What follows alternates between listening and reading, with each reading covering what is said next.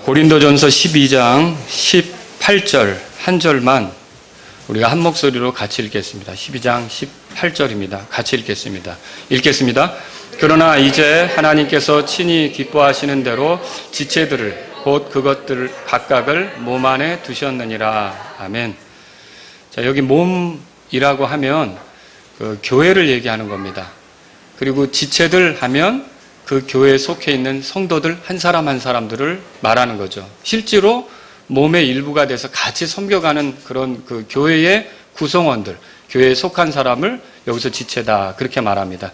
제가 오늘 말씀을 드릴 제목은 지역교회 지체가 되려면 필요한 것들, 그러니까 교회에 속해서 교회를 섬겨가고 함께 교회를 세우려고 할 때 일반 사람과 다르게 교회를 섬겨가려고 할 때 뭐가 필요한가, 이걸 여러분하고 같이 살펴보도록 하겠습니다. 자, 우리가 읽은 구절을 보면요, 교회의 지체가 되는 것이 그 하나님께서 친히 기뻐하시는 뜻대로 되는 거다 그렇게 말하고 있어요. 그러니까 여러분과 제가 마라나타 침례교회에서 지체로 섬기게 되는 것이 우리는 누구의 소개로 왔을 수도 있고 인터넷을 보고 왔을 수도 있지만 어쨌든 여기에 지체가 되는 것은 하나님이 기뻐하시는 뜻이 있었기 때문에 여기 왔다는 거죠. 여러분 그렇게 믿으십니까?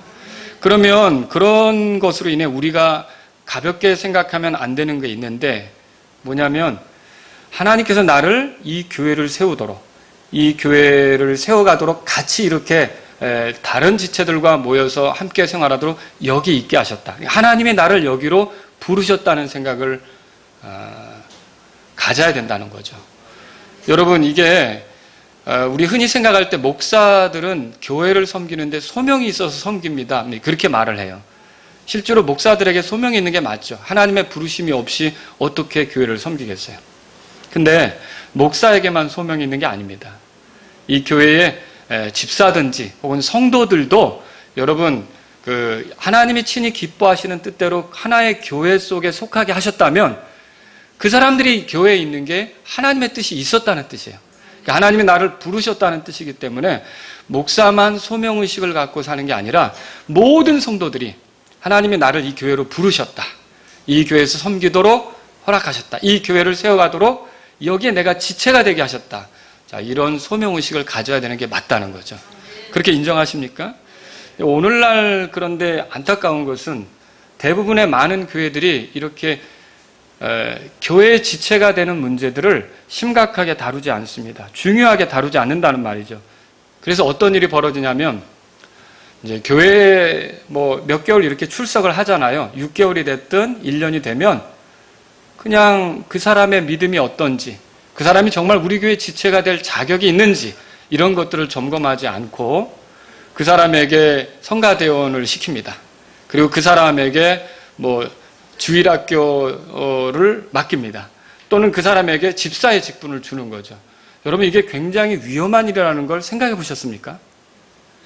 근데 지금 많이 이렇게들 하고 있어요. 근데 그러면 이게 왜 위험하냐?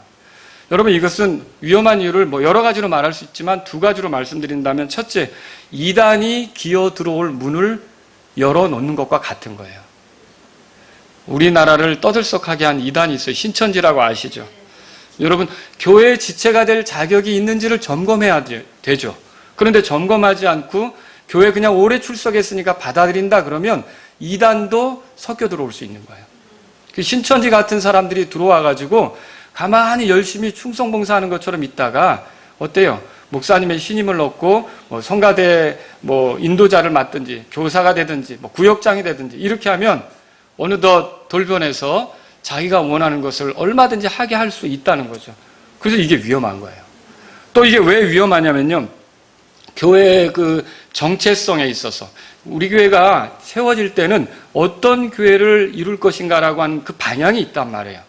근데 이런 사람들, 교회에 더해지는 사람들을 점검하지 않고 그 사람들을 그냥 자연스럽게 교회에 속한 지체로 여겨주면서 받아들이게 되면 여러분 이게 문제가 생기는 거예요. 교회의 중요한 결정은 누가 합니까? 지체들이 하는 거죠? 목사를 세우는 건 누가 하는 겁니까? 지체들이 하는 거죠? 성도들이 목사를 결정하잖아요. 우리 교회, 우리가 서로 갖게 된 약속도 담임 목사를 결정하는 거는 우리가 지체들이 결정하기로 돼 있단 말이에요. 그런데 만일 점검이 되지 않아서 구원받지 않은 사람이 들어와 지체처럼 있다든지, 아니면은 우리의 믿음과 실행에 대해서 관심이 없는 사람이 여기에 지체처럼 들어와 있다든지, 근데 담임 목사를 이제 제가 그만 사역을 하고 저를 대신해서 누군가가 사역하도록 세워야 되는데, 이 교회 믿음과 실행에 관심이 없고 구원받지 않았다면 육신적으로 결정할 거 아닙니까? 단지 이력서나 보고 뭐 이렇게 하면서 결정할 거 아닙니까? 그러면 교회가 원래 세워진 방향대로 갈 수 있을까요? 그렇게 가지 못한다는 거예요. 사람들의 생각에 휘둘려서, 숫자에 휘둘려서 변질되는 모습을 나타낼 수 있다는 거죠. 그래서 이 교회의 지체가 되려고 할 때는요, 점검이 필요한 거예요. 정말 이 사람이 우리와 같이 믿음으로 교회를 세워갈 수 있는지 점검이 필요한 거죠. 여러분, 초대교회는 더더욱 그런 게 심했어요. 왜냐하면 로마 당국자들이 보낸 첩자들이 교회에 섞여 있었거든요. 그런 사람들을 점검하지 않고 받아들이는 것은 교회에게 치명적인 위험이 될 수 있었던 거죠. 그래서 오늘날 제가 이 말씀을 드리는 것은요, 이제 교회의 지체가 되는 일을 가볍게 생각해서도 안 되고, 교회의 지체로 받아들이는 일을 교회가 가볍게 생각해서도 안 되고, 그래서 그러면 교회의 지체가 되고자 할 때 뭐가 필요한가? 이거를 우리가 오늘 말씀을 통해서 살펴보자는 거죠. 여러분 가운데 이제 이미 교회의 지체가 다 되신 분들은 이 말씀을 통해서 내가 이렇게 교회를 섬겨야겠구나 생각을 가지시면 좋을 거고요. 아직 지체가 아닌 분들도 있어요. 이런 과정을 거쳐서 내가 교회의 지체가 되겠구나 이렇게 생각하실 수 있다는 거죠. 자, 그러면 교회의 지체가 되려면 필요한 게 뭘까요? 세 가지로 말씀드릴게요. 첫 번째는 뭐냐면 반드시 구원받아야 합니다. 제가 뭐라고 말씀드렸죠? 반드시 구원받아야 된다고 그랬어요. 구원받지 않은 사람은 교회의 지체가 아닙니다. 교회에서 같이 먹고 같이 성경 공부를 하고 같이 무슨 활동을 하고 같이 이렇게 모임에 참석해도 엄밀히 말하면 교회의 지체가 아닙니다. 교회의 지체는 구원받은 사람이 지체가 될 수 있는 거라는 거죠. 그러니까 종교적으로 오랫동안 교회에 왔다 갔다 한 사람이 이게 이제 그 교회의 지체라고 이렇게 여겨지는 건 아니고 반드시 구원받아야 되는 거예요. 사도행전 9장에 보면 핍박자 사울이 회심하는 장면이 나와요. 예수님을 믿게 됐죠. 부활하신 예수님을 다마스쿠스로 가는 길에서 만났잖아요. 그래서 이렇게 예수님을 믿게 됐는데 눈을 멀게 됐어요. 그 눈을 멀게 된 사울을 이 다마스쿠스에 사는 아나니아라는 사람이 찾아간단 말이에요. 그 사람이 찾아갔을 때 사울을 뭐라고 불렀어요? 핍박자 사울아 그렇게 안 불렀어요. 뭐라고 불렀습니까? 형제 사울아 그렇게 불렀어요. 그러니까 뭐냐면 이 형제라는 호칭, 자매라는 호칭은요, 이게 구원받은 사람에게만 쓸 수 있는, 그리스도인들 간에 쓸 수 있는 그런 호칭이란 말이죠. 그래서 이렇게 형제라고 부를 수 있는 사람, 자매라고 부를 수 있는 사람이 교회의 지체가 될 수 있다는 거예요. 그래서 이 사람이 아직 구원받지 못해서 형제라고 부르기가 껄끄럽다, 자매라고 부르기가 껄끄럽다, 그러면 그 사람은 아직 교회의 지체가 될 수 없는 거죠. 고린도전서 1장을 펴보세요. 고린도전서 1장. 여러분은 교회가 뭐라고 생각하십니까? 교회를 건물로 생각하시면 안 됩니다. 교회는 건물이 아닙니다. 정확히 말하면 예배당이죠. 예배드리는 집 아닙니까? 그죠? 고린도 교회에게 보내는 편지는 건물이 읽어요? 사람이 읽어요? 사람이 읽죠. 그래서 교회는 건물이 아니라 사람이에요. 아시겠죠? 그래서 1장 2절도 보면 교회가 뭔지를 이렇게 소개하고 있어요. 다 같이 읽겠습니다. 시작. 고린도에 있는 하나님의 교회 곧 그리스도 예수님 안에서 거룩히 구별되고 성도로 부르심을 받은 자들과 또 각처에서 예수 그리스도 우리 주 곧 그들과 우리의 주 되신 분의 이름을 부르는 모든 자들에게 편지하노니. 고린도전서는 고린도 교회에게 보내는 편지입니다. 고린도 교회는 어디 있느냐? 여기 고린도에 있어요. 그래서 고린도에 있는 하나님의 교회 이렇게 말했죠. 마라나타 침례교회는 어디에 있어요? 인천에 있죠. 고린도 교회는 고린도에 있었어요. 마라나타 침례교회는 인천에 있는 겁니다. 그런데 이 고린도에 있는데 하나님의 교회가 뭐냐라고 할 때 여기에 잘 보시면 교회는 그리스도 예수님 안에서 거룩히 구별된 사람들을 말하는 거예요. 자, 여기서 거룩히 구별되었다는 말은 뭐예요? 본래 죄 때문에 지옥으로 떨어질 수밖에 없는 사람들이었는데 이 예수 그리스도의 피로 모든 죄에서 죄들을 용서받고 깨끗하게 되어 하나님, 그러니까 거룩하신 하나님을 위해 살아가도록 따로 있게 된 사람들, 따로 구별된 사람들을 거룩히 구별됐다 그러고 거룩히 구별된 사람들이다 이렇게 말하는 거예요. 그러면 여러분이 예수님 피로 내 모든 죄들이 용서되었다고 믿으십니까? 그분의 죽음이 나의 죄 때문이고 그분의 부활이 나의 죄 때문이라고 믿으십니까? 그래서 그분 예수님의 공로로 내가 하나님을 섬길 수 있게 됐다. 그리고 하나님을 가까이 할 수 있게 됐다. 하나님을 위하여 살아갈 수 있게 됐다. 예수님 때문에.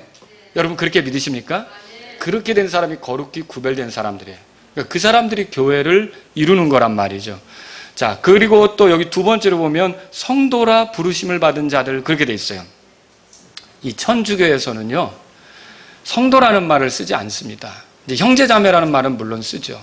근데 천주교에서 성도라는 말을 쓰지 않고 들어보셨어요? 성인, 성자 들어보셨어요?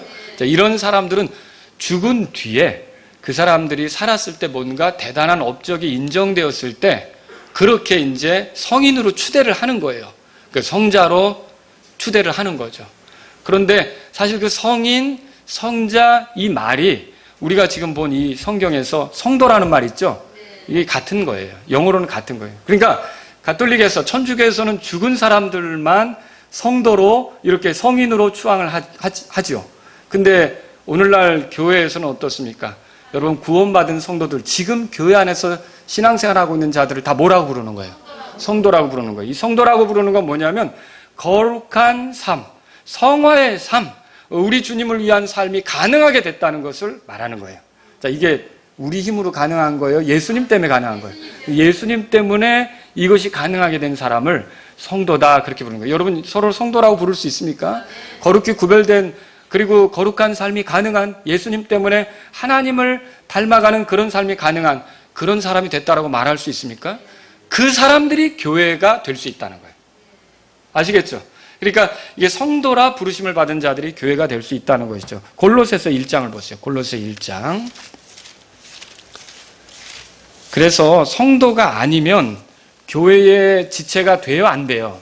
안 된다는 거예요.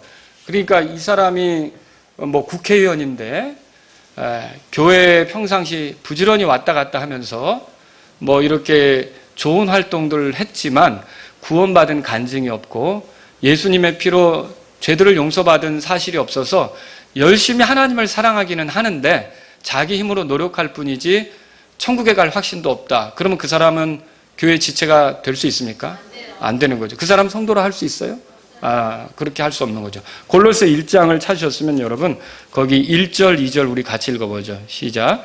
하나님의 뜻으로 말미암아 예수 그리스도의 사도가 된 바울과 우리 형제 디모데는 골로새에서 그리스도 안에 있는 성도들과 신실한 형제들에게 편지하노니 하나님 우리 아버지와 주 예수 그리스도로부터 은혜와 평강이 너에게 있기를 원하노라. 자, 여기 보면 골로새에서 이 편지를 누구에게 보내는지가 명시되어 있어요. 골로새서는 골로새 교회에게 보내는 거예요.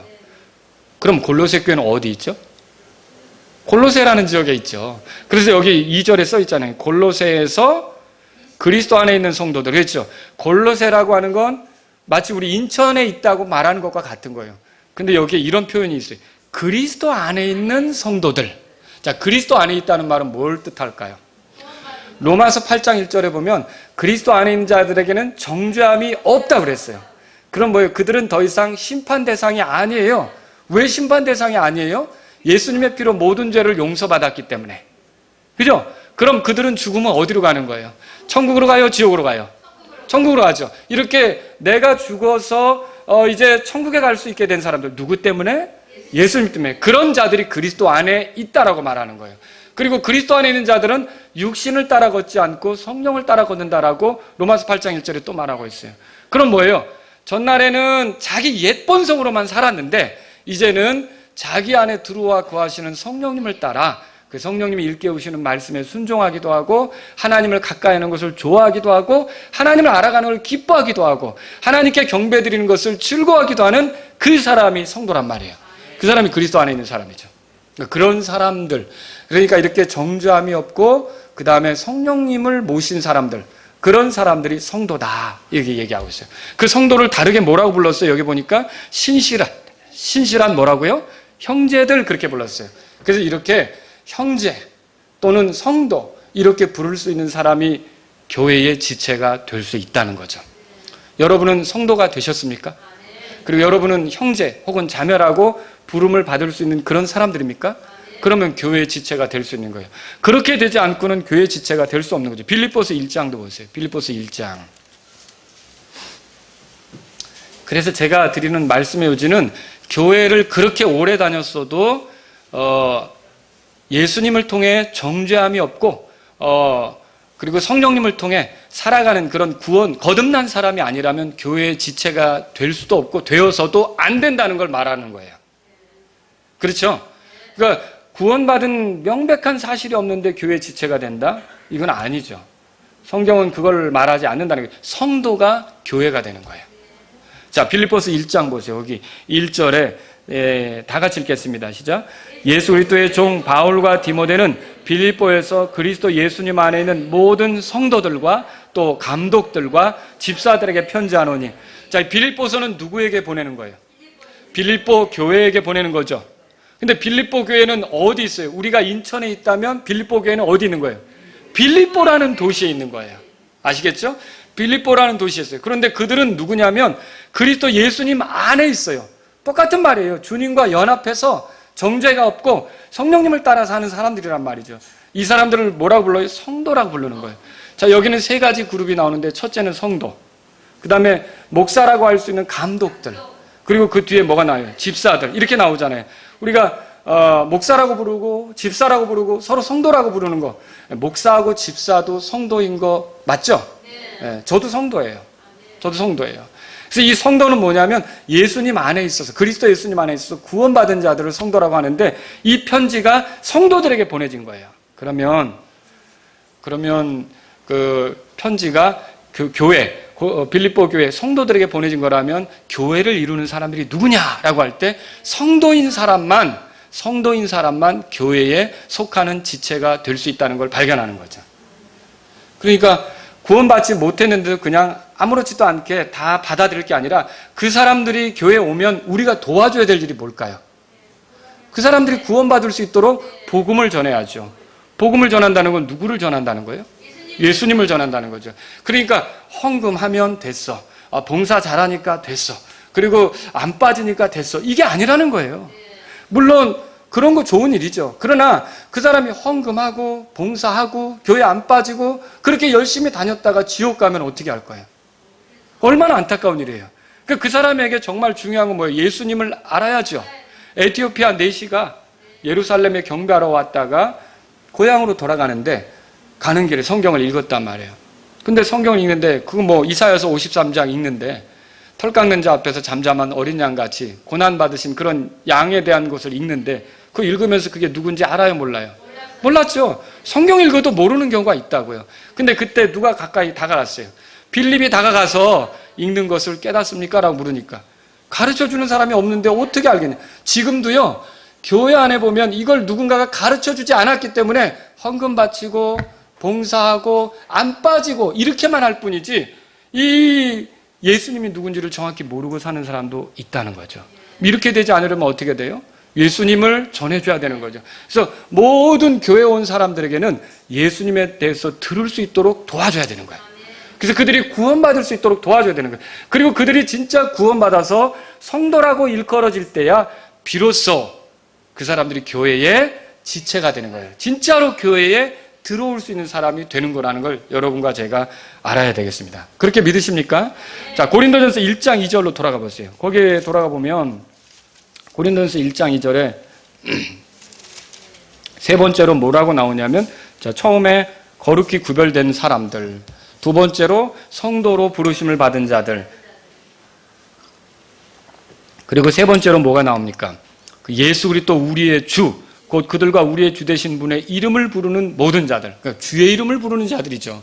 로마서 10장에 주의 이름을 부르는 자들은 구원을 받는다는 거 여러분 알고 계십니까? 그러니까 이게 뭐예요? 주의 이름을 부른다. 예수님을 주라고 인정하고 사는 사람들이죠. 성령님이 아니고는 예수님을 주라고 할 수 없다. 그렇게 말하고 있어요. 그 말은 무슨 뜻이에요? 제대로 구원받은 사람은 성령님을 그 안에 모신 사람이란 말이에요. 그래서 성령님 때문에 하나님 말씀도 이해하는 거죠. 하나님의 계획도 이해하는 거죠. 하나님의 약속도 이해하는 거죠. 그래서 이렇게 성령님을 모셔서 예수님을 주로 모시고 사는 사람이 교회에 속할 수 있다. 교회의 지체가 될 수 있다. 그렇게 말할 수 있는 거죠.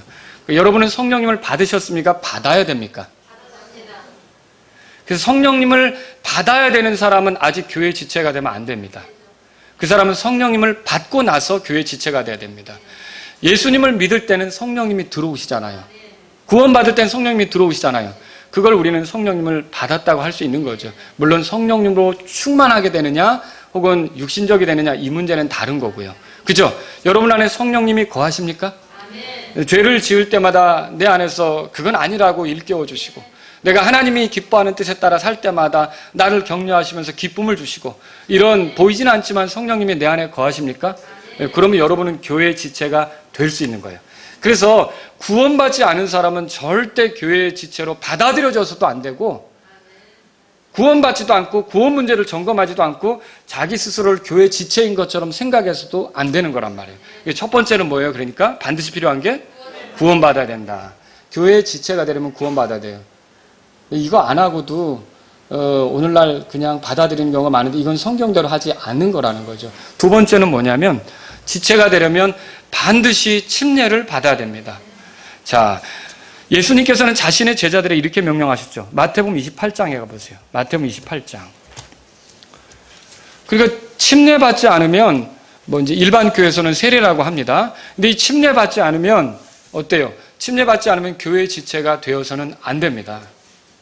그 침례받지 않은 사람에게 성가대를 맡기고 침례받지 않은 사람에게 이게 이제 중학교 교사를 하면서 살다가 교회 왔다고 해서 우리 주일학교 좀 맡아주세요. 이렇게 하면 안 되는 거죠. 교회는 반드시 지체들이 섬기는 건데 지체는 침례에 순종한 사실이 있어야 돼요. 그것도 믿음으로. 자, 마태복음 28장에 보세요. 거기 19절로 20절을 읽어보려고 하는데 한번 19절로 20절 같이 읽어보겠습니다. 시작. 그러므로 너희는 가서 모든 민족들을 가르치고 아버지와 아들과 성령의 이름으로 그들에게 침례를 주며 무엇이든지 내가 너희에게 명령한 모든 것을 그들에게 가르쳐 지키게 하라. 보라, 내가 세상의 끝까지 항상 너희와 함께 있느니라 하시니라. 아멘. 이것을요, 우리 예수님의 지상명령이라고 그래요. 근데 왜 예수님의 지상명령이라고 그러냐면 예수님이 부활하신 뒤에 승천하시잖아요. 근데 그 승천하시기 전에 자기 제자들에게 이 명령을 하신 거예요. 이 반드시 제자들이 이렇게 해야 된다고 명령을 하신 거죠. 근데 이제 이 명령을 가만히 살펴보면 크게 두 가지로 가르치라는 말이 들어있어요. 여러분 지금 보세요. 첫 번째는 뭐냐면 너희는 가서 모든 민족들을 가르치고 그렇게 돼 있죠. 물론 이제 이게 개역 성경에는 제자를 삼아 그렇게 돼 있어요. 근데 이제 가르친다는 말이 뭐예요? 이거는요, 가서 복음을 전하라는 소리예요. 그럼 왜 복음을 전해요? 구원받도록. 복음을 전하지 않으면 구원받지 못하잖아요.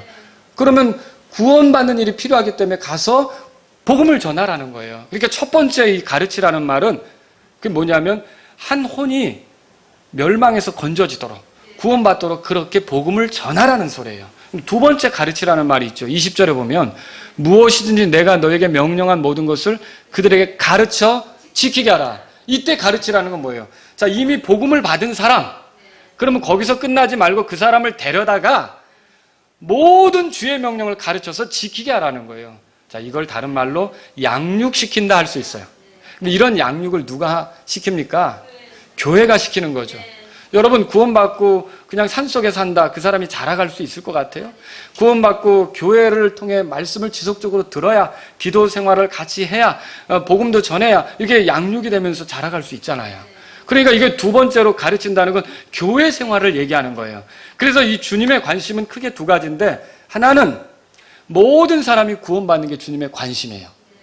또 다른 하나는 그렇게 구원받은 사람이 구원받은 뒤에 방치되어 있는 게 아니라 교회로 모여서 예배도 같이 드리고 성경 공부도 같이 하고 기도 모임도 같이 하면서 영적으로 양육받는 거예요. 마치 애가 태어나면, 여러분 우리 교회에서도 애들이 지난해 올 초까지 많이 태어났는데 이 애들이 태어나면 그냥 방치하면 됩니까? 애 낳은 걸로? 아니죠. 아버지 어머니가 얼마나 신경을 쓰면서 애들을 키우려고 하는 겁니까? 이게 양육이잖아요. 그리스도인도 마찬가지예요. 구원받았다면 그대로 있는 게 아니라 양육받을 필요가 있는 거죠. 그런데 이렇게 양육받도록 교회에 들어오는 데 있어서 아까 그 첫 번째 명령 가르치라는 것과, 그러니까 구원받도록 가르치라는 것과 이 교회로서 교회에 속해서 양육받으며 자라가도록 가르치라고 하는 그 가르침 사이에 중요한 명령이 들어있어요. 그게 뭐냐면 그 중간에 보였어요. 19절. 이렇게 돼 있어요. 아버지와 아들과 성령의 이름으로 그들에게 뭐라고요? 침례를 주라고 돼 있어요. 그럼 침례를 주라는 건 누구 명령이에요? 예수님의 명령이죠. 그 침례를 행하는 것은 주님의 명령에 순종하는 거예요. 여러분, 예수님께서 이렇게 말씀하셨죠. 나를 사랑하면 내 명령들을 지킨다. 읽어보셨죠? 그래서 구원받은 사람이 너무 기쁘고, 그리고 예수님을 이제 왜? 예수님이 날 먼저 사랑했기 때문에, 십자가로 사랑했기 때문에, 피 흘려서 나를 사랑하신 그 사랑을 알기 때문에 이 구원받은 사람은 자연스럽게 나타나는 현상이 뭐냐면 예수님을 사랑하고자 하죠. 그러면 예수님을 사랑하고자 할 때 그 사랑은 어떻게 표현됩니까? 이런 명령들에, 주님의 명령들에 순종하는 것으로 나타나는 거예요. 그래서 이렇게 침례를 주라는 명령에 순종을 한 사람이 교회에 들어가서, 그러면 침례는 뭐냐? 이 침례는 사람들에게 공개적으로 자기 신앙을 고백하는 것과 같은 거예요. 자기 신앙을 고백하는 것과 같은 거죠. 자, 사도행전 2장으로 가보세요. 사도행전 2장. 사도행전 2장. 여기 오순절에 있었던 사건을 소개하고 있습니다. 자, 오순절에 특별한 일이 있었는데요. 사람들이 막 알아듣지 못하는 언어로, 이렇게 이제 다 잘 알아듣지 못하는 그 각 지방의 언어로 말하면서 하나님의 큰 일들을 말할 때 놀라워가지고 사람들이 모이게 됐어요. 그때 베드로가 설교를 합니다. 베드로가 말씀을 다 전했단 말이에요. 근데 이때 어떤 일이 벌어집니까? 41절 보세요. 41절 다 같이 읽겠습니다. 시작. 그들의 침례를 받음에 바로 그날에 3,000원가량이 그들에게 더해지니라 그랬어요. 이 말을 잘 보세요. 그때에 그의 말을 기쁘게 받아들였다. 여기서 그는 누구예요? 베드로를 얘기하는 거예요. 그러니까 베드로가 설교한 말을 기쁘게 받아들였다. 그렇게 돼 있어요. 그럼 무슨 말이냐면 베드로가 설교한 것을 믿음으로 받아들였다. 그 뜻입니다. 그럼 그 사람들이 어떻게 했어요? 여기 침례를 받았다. 그렇게 돼 있어요. 그러니까 말씀을 받고 그냥 있는 게 아니라 침례를 받았다는 거죠. 그래서 에티오피아 내시도 빌립에게 예수님에 대해서 들은 다음에 침례 받는 게 꺼리껴졌어요? 아니, 침례 받기 위해서 신학교 다녔어요? 침례 받기 위해서 한 6개월 성경 공부 코스를 거쳤어요? 바로 가던 그날에 보라 여기 물이 있으니 내가 침례 받는데 무슨 꺼리낌이 있으려 하고 둘 다 물에 내려가서 침례 받은 거 아시죠? 그게 성경에 나오죠. 그러면 베드로가 고넬료의 집에 갔단 말이에요. 사도행전 10장에 나오는 얘기인데 고넬료의 가족들, 친지들이 베드로가 전하는 말을 듣고 예수님을 믿게 됐어요. 성령님이 그들에게 뜨겁게 임했던 거죠. 그때 이 고넬료의 가족들은 침례 받는데 1년 걸렸습니까? 아니요. 그때 베드로와 함께 간 그 형제들이 그들에게 침례를 주므로 바로 예수님을 믿게 된 그들에게 침례를 행했던 것을 알 수 있는 거죠. 그럼 여기도 마찬가지예요. 이날 3,000명이 침례를 받았대요. 대단한 거 아닙니까? 그리고 3,000명이 침례를 받는데 여기 뒤에 덧붙이는 말이 이거예요. 뭐라고 돼 있냐면 그들이 더해졌다 그렇게 돼 있어요. 더해졌다라는 말은 아무것도 없었다면 생겨났다 이렇게 됐겠죠. 더해졌다라는, 여러분 1 더하기 1은 앞에 뭐가 있었던 거예요? 1이 있었던 거죠. 1 더하기 5는 앞에 뭐가 있었던 거예요? 1이 있었던 거죠. 그런 것처럼 이들이 더해졌다라는 말은 뭐가 있었다는 거죠. 주님의 교회가 있었다는 거죠. 그리고 이 주님의 교회가 있는 가운데 이 3,000명이 거기에 더해졌다는 뜻이에요. 여러분 120명이 모여서 기도했던 거 아시잖아요. 이렇게 보세요. 3,000명이 교회에 더해지고 교회에 들어가게 되는데 이들이 했던 건 뭐냐면 첫째, 베드로가 한 말을 기쁘게 받아들였다. 믿고 구원받았다는 뜻이에요. 그리고 두 번째, 그들이 침례에 순종했다 이거예요. 그래서 이 침례로 자기들의 믿음을 공개적으로 고백했다라고 하는 거죠. 그러면 여기서 이제 침례가 뭐냐? 요거 말씀드릴게요. 이 침례라는 단어는 원래 잠긴다라는 뜻이 있어요. 그 말 자체가 그래요. 잠긴다. 그리고 연합한다. 그런 의미가 있어요. 마치 우리가 뭐라 그럴까요? 피자 먹을 때 따라오는 게 있어요. 오이로 된 거. 네, 피클이죠. 피클. 근데 이 피클은 그 오이 자체로 두면 피클이 되는 게 아니라 그런 물이 있어요. 초 담궈서 이렇게 한 그런 물이 있어요. 거기다가 담그는 거예요. 거기다 잠겨두면 나중에 이 피클을 딱 꺼냈을 때 무슨 맛이 나는 거예요? 그 액체 맛이 나는 거잖아요. 그런 것처럼 침례라는 게 뭐냐면 그렇게 잠기는 거, 그래서 하나가 되는 거예요. 이게 그 맛하고 어우러져서 하나가 되는 거죠. 그런데 이런 것이 바로 침례라는 말의 의미가 들어있는 거죠. 그럼 이게 뭐냐면 침례는 사실 복음을 보여주는 거예요. 물속에 들어간다 이거 있죠. 물속에 누워있는다 이거 있죠. 물속에서 나온다 이거 있죠. 이게 뭐냐면 그리스도께서 우리의 죄 때문에 죽으셨다 이거예요. 그리스도께서 우리 죄 때문에 묻히셨다 이거예요. 그리스도께서 우리 죄 때문에 부활하셨다 이거예요. 그러니까 이 침례를 받는다는 건 예수님이 나의 죄 때문에 죽었다, 묻혔다, 부활했다 이거를 고백하는 뜻으로 침례 받는 거예요. 저는 왜 결혼 반지를 끼고 있어요? 이 반지를 왜 끼고 있어요? 결혼했다라는 표시죠. 자, 결혼 반지 없다고 해서 제가 어느 날 안 낄 수도 있잖아요. 제가 결혼한 거는 바꿀 수 있어요? 없죠. 저는 결혼한 거예요. 그래도 이 반지를 안 껴도. 그러니까 침례를 안 받아도 구원 받은 거예요? 침례를 안 받아도 구원 받죠. 침례하고 구원은 상관이 없어요. 침례를 받든 안 받든 상관없는 거예요. 그런데 말하자면 결혼식이라는 걸 통해서 결혼 생활이 시작되잖아요. 그런 것처럼 이 침례라는 걸 통해 공개적으로 나도 예수님이 나의 죄 때문에 죽었다, 묻혔다, 부활하셨다를 표현하는 거예요. 그래서 그거를 다른 사람들에게 공개적으로 드러내므로 그 사람들이 그 침례받은 사람을 우리와 똑같은 믿음을 가졌구나 이렇게 생각하고 받아들일 수 있게 하는 게 이제 침례란 말이죠. 아시겠죠? 그리고 또 하나는 뭐냐면요. 이렇게 이제 예수님의 죽음이 내 죽음이다. 연합한다고 그랬죠? 예수님의 묻힘이 내 묻힘이다. 예수님의 부활이 내 부활이다. 이게 바로 침례에 순종하는 의미예요. 그래서 옛날에 내가 아니라 그리스도와 함께 죽고 묻히고 부활한 나로서 주님 안에서 살아간다. 아까 우리가 성경 볼 때 그리스도 안에, 예수 그리스도 안에 이 말 들으셨죠? 이게 연합한다는 의미예요. 내가 이제 혼자 사는 게 아니라 오이지가 그 물 안에, 액체 안에 들어가서 그 색다른 맛이 나오는 것처럼 이제 내가 그리스도에게 잠겨서 그리스도 맛을 내는 새로운 사람이 됐다라고 하는 게 이게 이제 내 신앙 고백이 되는 거죠. 여러분 그런 의미로 내가 앞으로 그렇게 완전히 살지는 못할 수도 있지만 어쨌든 그런 삶으로 내가 기회가 와서 그런 삶을 살게 되었다고 공표하는 게 침례란 말이죠. 아시겠죠? 그래서 침례로 이렇게 교회에 들어가는 것을 하는 거예요. 자, 고린도전서 12장 펴보세요. 고린도전서 12장. 고린도전서 12장. 자, 13절에 보세요. 같이 읽겠습니다. 13절 읽겠습니다. 시작. 우리가 유대인이나 이방인이나 매인자나 자유로운 자나 모두 한 성령에 의해 침례를 받아 한 몸 안으로 들어왔으며 모두가 마시게 되어 한 성령 안으로 들어왔느니라. 자, 여기 잘 보세요. 한 몸이 나와요. 한 몸 안으로 들어왔다. 그렇게 돼 있죠? 자, 이거는 문맥적으로 보면 아까 18절 우리가 읽었어요. 지체는 여럿이지만 몸은 하나잖아요. 그러니까 여기서 말하는 몸은 문맥적으로 보면 고린도 교회예요. 근데 이제 고린도 교회에 들어가는 거, 이게 뭘로 그렇게 들어가냐면 침례를 받아서 그렇게 들어간다는 거예요. 그런데 성령에 의해서 그렇게 침례를 받는다 그래요. 어떤 분들은 이걸 이제 성령 침례 이렇게 생각하지만 실제로 내가 침례에 순종해서 침례로 신앙 고백을 하면서 하나의 지역교회로 들어가는 것이 성령님에 의해서 그렇게 됐다는 뜻이에요. 제가 이걸 성령님에 의해서 그렇게 보는 건 그 위에도 보세요, 여러분. 그 위에 보시면 7절에 보면 여기 보면 각 사람에게 이제 성령의 나타남을 주시면 그렇게 돼 있죠. 이제 어떤 사람 8절에 보세요.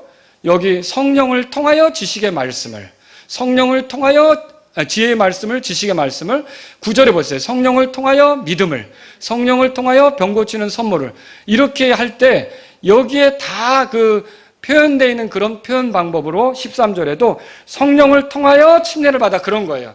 그러니까 내가 뭔가 이 교회를 섬기도록 영적 은사, 선물을 받는 게 성령님이 그렇게 해서 그걸 받게 된 것처럼 하나의 지역교회를 섬기도록 침례까지 순종해서 어느덧 이렇게까지 와서 교회로 더해지게 된 게 누구의 작품이라는 뜻이에요?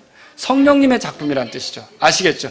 그래서 여러분과 제가 교회에 들어가려면 첫 번째로 어떻게 돼요? 반드시 구원받아야 돼요. 두 번째는요, 침례에 순종해야 되는 거예요. 세 번째 말씀드릴게요. 세 번째는요, 반드시 내가 속하려고 하는 교회의 믿음, 그 다음에 그 교회가 실행하는 거, 여기에 일치되어야 합니다.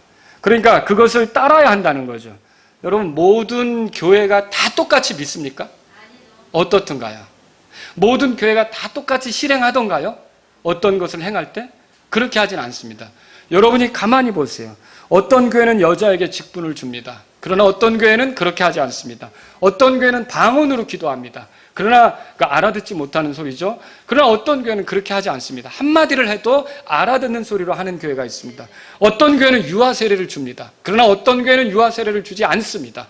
또 왜 그러냐면 믿음이 있은 다음에 이렇게 침례를 줘야 되기 때문에 유아들은 아직 믿음이 없으니까 안 준다는 그런 교회도 있단 말이죠. 어떤 교회는 주기도문을 반복적으로 암송합니다. 그러나 어떤 교회는 그렇게 하지 않습니다. 어떤 교회는 에큐메니즘을 추구해요. 모든 교회를 통합하고 다른 종교회까지도 연합하려고 하는 그런 걸 해요. 그러나 어떤 교회는 그렇게 하잖아요. 자, 제가 말씀을 드린 걸 보니까 어때요? 모든 교회가 다 같이 똑같이 믿습니까? 아니에요. 똑같이 실행합니까? 아니에요. 그래서 교회의 지체가 되려고 하는 사람은 내가 속하려고 하는 교회가 뭘 믿는지, 그리고 또 내가 속하려고 하는 교회가 어떻게 실행해 가는지를 점검해 볼 필요가 있다는 거예요.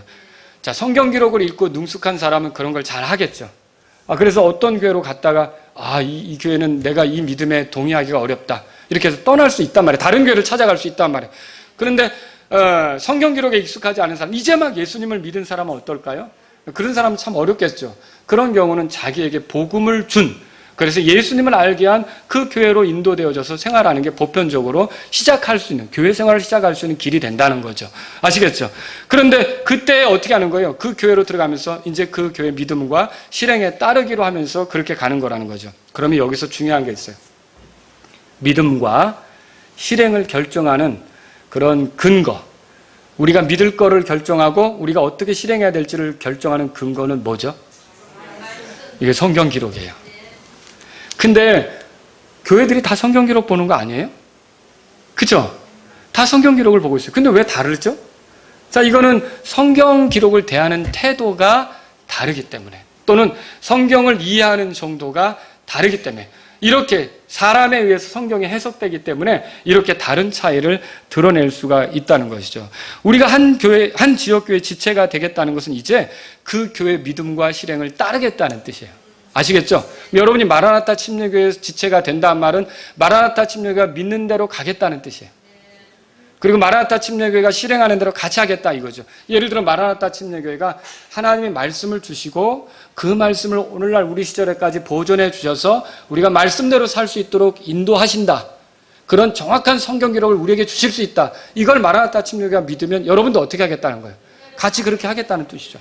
또 여러분이 마라나타 침례교회는 세례로 하지 않고 물에 잠기는 그 침례를 하더라. 왜냐하면 이게 물로 머리를 찍는 것은 주님의 죽음과 묻힘 부활을 제대로 표현할 수 없으니까 성경에 보여준 대로 복음을 표현하는 그 방식대로 하겠다 그러면 여러분 어떻게 하는 거예요? 그대로 그 실행에 따르는 거죠.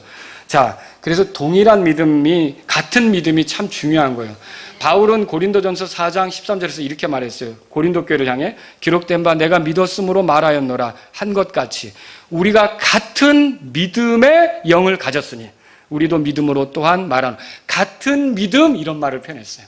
여러분, 교회에서 중요한 건 성도들끼리 같은 믿음을 갖는 거예요. 여러분, 그렇게 생각하십니까? 그래서 만일 우리가 어느 지역교회에 들어가면서 그 교회 믿는 바를 내가 이제 앞으로 들어가면 바꿔놓겠다, 이거 어떻게 생각하세요? 이거는 꼭 뭐와 같으냐면 신천지 같은 행동을 하겠다는 뜻이에요. 여러분들은 교회를 찾을 때 나하고 믿음이 같은 교회를 찾아가는 게 낫지, 그렇지 않은 교회 들어가서 내가 그 교회 믿음을 바꿔놓겠다. 저도 제가 95년도에 이렇게 이제 집에서 거실에서부터 목회를 시작하게 되었을 때 어떤 성도가 저희 교회에 왔고요. 이제 그 교회 성도가 사실은 순복음교회 출신이었어요. 근데 그 교회 성도가 독산동에 있는 목회자가 필요한 어떤 교회를 저에게 소개시켜줬어요.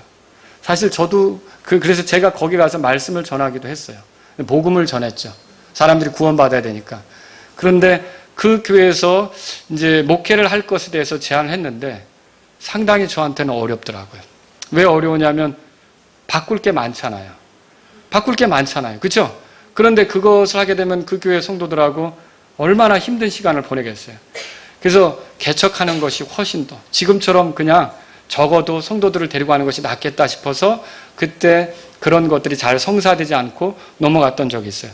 제가 만약에 목회자가 아니고 성도라면 저는 순복음교회 가서 그들의 믿음을 바꾸려고 하지 않을 겁니다. 그냥 저랑 믿음이 같은 교회를 찾을 거예요. 기도하면서 찾을 거예요. 그래서 그런 교회를 발견하면 같은 믿음이니까 힘있게 그런 교회를 섬길 거란 말이죠. 그래서 여러분들도 교회를 찾을 때는요, 아무 교회나 가는 게 아니에요. 내가 성경에서 발견한 이 믿음을 더 증대시키고 더 세워줄 수 있는 그런 교회를 찾아야 되는 겁니다. 교회에서는 바꿀 수 있는 것도 있고 바꿀 수 없는 것도 있어요. 예를 들면 집사 세우는 방법 같은 거는 성경에서 명확히 제시되지 않고 있어요. 그래서 어떤 교회는 안수 집사를 세우기도 하고 어떤 교회는 서리 집사를 세우기도 해요. 임명한단 말이죠. 그런 방법은 성경에 정확히 나오지 않아요. 그 교회가 원하는 방식으로 얼마든지 바꿔갈 수 있는 거예요. 그런데 세례를 준다 혹은 침례를 준다는 건 너무도 명확하게 성경에 나와 있어요. 침례를 줄 때는 물이 많은 곳이 필요하잖아요.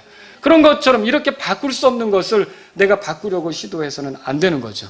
그죠? 바꿀 수 있는 것은 의견이 일치되면 바꿀 수 있는 거죠. 그래서 저와 여러분들이 교회를 찾을 때는 교회의 믿음과 실행이 중요하다는 걸 알아야 돼요. 믿음을 결정하는 게 뭐예요? 성경으로부터 나온 교리예요.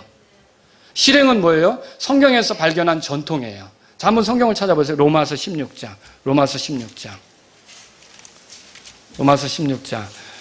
제가 그 신천리에서 이렇게 가정에서 목회를 할 때 거실에서 이제 모임을 가질 때 주일 아침이면 저도 일찍 일어나서 이제 기도하고 이러는데 8시만 되면 어떤 분이 나와서 가까운 교회로 가세요 이렇게 메가폰으로 말씀하시는 거예요. 저는 그분의 그 열정, 사람들이 교회로 갔으면 하는 그 열정, 이것은 굉장히 귀하다고 생각합니다. 그리고 어떤 한 사람이라도 하나님을 알고 복음을 듣고 살아가도록 도우려고 하는 그 마음은 정말 귀하다고 생각합니다. 근데 가까운 교회, 아무 교회나 가라고 하는 말은 저는 굉장히 힘들게 들렸어요. 교회가 다 같지 않습니다. 저는 어떤 성도가 자기가 다니던 교회에 대한 이야기를 들려준 적이 있었어요. 그게 뭐냐면 구약시대는 양으로 희생을 드렸죠. 그리고 염소로 희생을 드렸잖아요. 그런데 그 교회 목사는 매달 양값으로 교회 내라고 이렇게 이제 성도들을 가르친 거예요. 여러분 그거 맞습니까? 이 양과 염소는 모형이었죠. 모형에 해당하는 실체가 누굽니까? 예수님이죠. 근데 그것을 계속 하라고 하는 교회들도 있다는 거죠. 그리고 또 얼마 전에 제가 설교했지만 어떤 교회는 아버지가 믿지 않고 죽었어요. 그런데 목사님은 그 자녀가 좀 헌금을 많이 했나 봐요. 1,000만 원이 넘는 그런 헌금을 하니까 이 자녀 때문에 그 아버지가 하늘나라에 갔을 거라고 이렇게 얘기를 하는 거예요. 여러분 이거 맞습니까? 이런 교회들을 어떻게 우리가 아무 교회나 가라고 얘기할 수 있어요? 저는 그 사람이 잘 자라느냐 안 잘, 여러분 아기가 태어났는데 아무 집에나 우리 아기가 꼭 내 집이 아니더라도 여러분 여기 아버지들이 있을 거예요. 어머니들이 있는데 우리 집이 아니더라도 아무 데서나 자라도 상관없어요. 이렇게 생각하십니까? 똑같은 거예요. 아무 교회나 갈 수 없는 거예요. 정확히 그 교회가 뭘 믿는지 어떻게 실행하는지를 성경을 통해 따져봐야 되는 거예요. 여러분 그렇게 믿으십니까? 점검해 봐야 되는 거죠. 그래서 로마서 16장 거기 보세요. 17절에 교회에 들어와서 딴소리 하는 경우가 있을 수 있어요. 믿음과 이런 일치되지 않게 말하는 거. 17절 다 같이 읽겠어요. 16장 10절 시작. 형제들아 이제 내가 너에게 간청하노니 너희가 배운 교리에 역행하여 분쟁을 일으키거나 실족하게 하는 자들을 주목하고 그들을 피하라 그랬어요. 이 교리에 대한 거부감이 있는데요. 교리는 사람들이 만든 교리가 있고요. 말씀에서 온 교리가 있어요. 교리의 뜻이 뭐냐면요. 성경이 무엇을 말하는지 정리해 놓은 게 교리예요. 그러니까 성경에서 발견한 것은 우리가 존중해야 되잖아요. 근데 사람이 만들어낸 교리도 있어요. 그건 우리가 따르면 안 되죠. 바리새인들의 교리도 있다고 그랬어요. 그런 건 따르면 안 되죠. 그러나 성경에서부터 온 교리는 우리가 존중해야 돼요. 마라나타 침례교는 성경에서 온 교리를 존중해야 합니까? 당연하죠. 근데 그 교리에 역행해서 분쟁을 일으키는 사람이 있다면 그들을 주목하고 그들을 어떻게 하라고요? 피하라고 성경이 말하고 있어요. 데살로니가후서 3장 보세요. 데살로니가후서 3장 찾아보세요.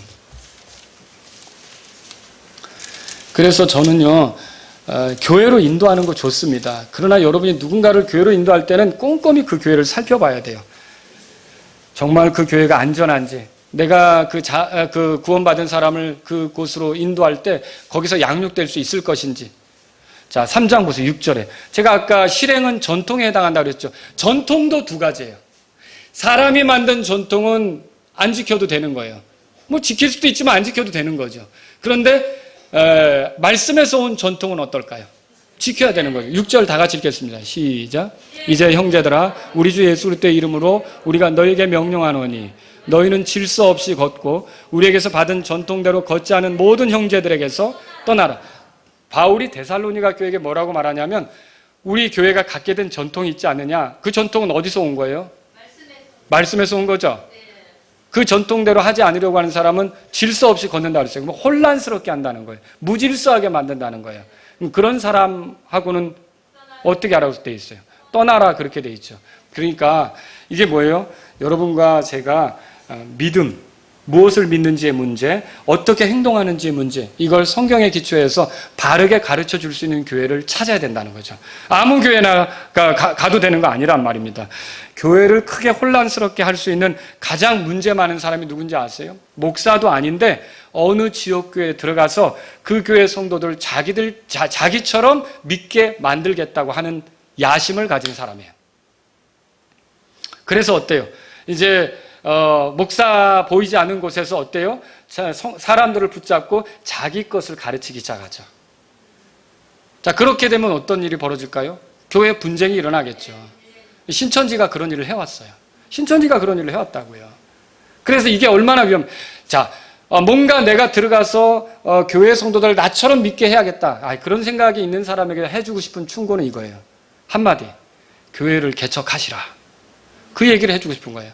그렇지 않고 이미 그 교회 믿음이 있잖아요. 그 교회 실행이 있잖아요. 그걸 왜 다 뒤집어 엎으려고 그래요, 들어가서. 그거는 크게 잘못하는 거예요. 고린도전서 3장에 가보세요. 고린도전서 3장. 자, 우리 교회는 뭘 믿는지가 이미 결정되어 있죠?